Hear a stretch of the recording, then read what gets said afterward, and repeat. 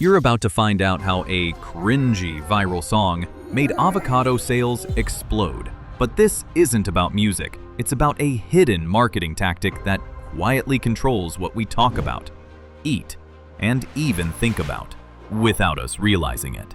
Once you understand it, you'll start seeing it everywhere.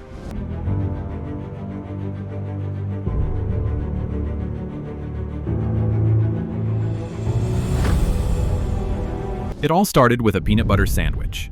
Every day at 12:15 p.m., a small coffee shop in Pennsylvania noticed something bizarre. Sales of grape jelly tripled.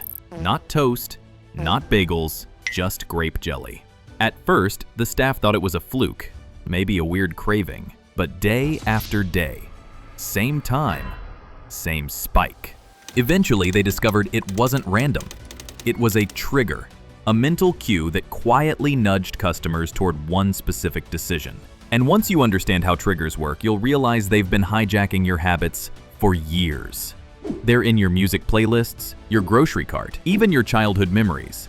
But before we reveal how a painfully awkward pop song from 2011 boosted guacamole sales across the US, we need to understand the invisible engine that powers word of mouth. The trick that works without you noticing. Triggers are like secret whispers in your brain. They're the environmental cues that quietly say, "Hey, remember that brand?" Even when you're not paying attention. In his book, Contagious, Jonah Berger explains it this way. If social currency is what makes people want to talk, triggers are what make people actually talk. And here's the twist. It's not always the best product that wins. It's the one that gets mentioned the most, the one that gets triggered the most. Think about it. You hear the word peanut butter, and your brain goes straight to jelly. That's a trigger, a built-in association so strong, it doesn't need advertising. Now, swap jelly for a brand. Suddenly, every time peanut butter is mentioned, you're boosting someone else's sales. But triggers don't stop there. Because when they're paired with timing, they can hijack your brain on a weekly schedule. The song that made everyone crave guacamole. Let's talk about that song. The one people love to hate. Rebecca Black's Friday. It's Friday, Friday, gotta get down on Friday. Everybody's looking forward to the week. It went viral in 2011. Millions of views, millions of cringe. And one totally unexpected side effect. Guacamole sales spiked. Here's why. The song's chorus, "It's Friday, Friday," got stuck in people's heads. And every Friday, they played it. Ironically, reluctantly, constantly. Now, here's where it gets weird. For years, food marketers had been trying to associate Friday with taco night. And tacos, they go great with guac. So each time people played Friday, they were accidentally triggered to think about tacos, and then guacamole, and then boom, they bought more avocados. A cringe song about the weekend became a weekly sales machine. That's the power of timing plus triggers. But how do brands actually plant these triggers into your daily life? Well, the next part gets even more clever. The Starbucks Red Cup Effect. Every November, a quiet shift begins. Starbucks swaps out its normal coffee cups for red ones. No jingle, no ad, just a red cup. But this tiny change does something powerful, because once the red cup hits, people start posting photos, talking about the holidays, and most importantly, buying more Starbucks. The red cup is a seasonal trigger. It signals the start of something bigger. Peppermint mochas, scarves, cozy vibes. Even if you weren't planning to go to Starbucks, the red cup makes you think about it. And thinking about it makes you more likely to go. Just like Rebecca Black triggered guacamole, Starbucks triggers holiday habits. One cup at a time. The most powerful triggers are ones that repeat. A day of the week, a holiday, a song lyric. And speaking of holidays, one candy company has turned 1 month into $1 billion advantage. The candy that owns Halloween. As soon as October starts, something subtle happens. You walk into a store, the air smells like cinnamon. Leaves crunch outside, and without fail, you see a sea of orange. Reese's. They don't need to beg for attention, because Halloween is the ad. Pumpkins, costumes, candy bowls, all of it triggers the memory. Peanut butter cups. Reese's leaned into the season. Orange wrappers, special promos, strategic shelf placement that makes the brand impossible to ignore during Halloween. And here's what's wild. Most people don't buy Reese's year-round.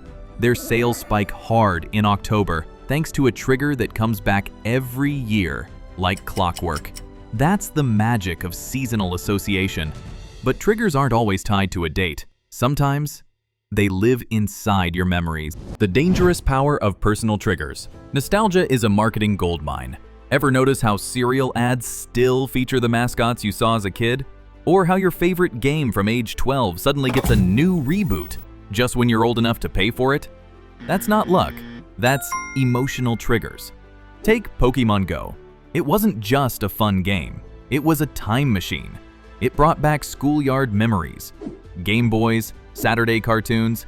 It hit millennials square in the heart, and we responded by downloading, sharing, and spending. That's the deep level of triggering. You're not just nudging behavior, you're waking up buried emotion. And once a brand links itself to a powerful memory, you can't unsee it, you can't unfeel it.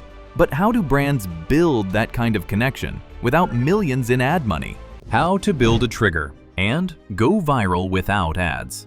Jonah Berger poses one simple question. What is your product already near? Not metaphorically, literally. What actions, routines, or words already exist in people's lives that your brand could attach itself to? Kit Kat nailed this. Have a break, have a Kit Kat, because people were already taking breaks. They just piggybacked on the moment. Coffee and Mondays, pumpkins in October, Fridays and tacos.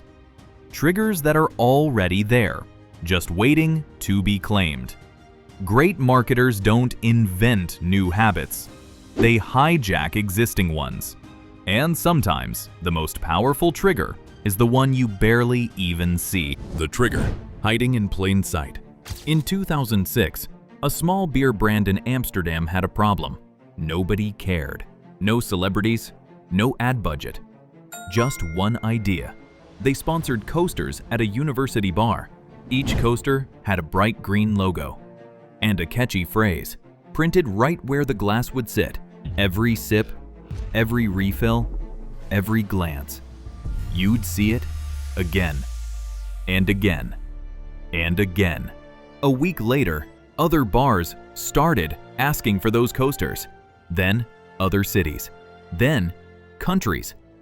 That tiny beer brand, Heineken. They didn't interrupt you. They triggered you, subtly, repetitively, powerfully. And now that you know how triggers work, you'll start noticing them everywhere. Because triggers aren't the future of marketing. They're the invisible engine behind what you're already doing. And they're probably the reason you clicked on this video in the first place. If that blew your mind, buckle up for what's coming. Ever cried at a commercial, laughed at a meme?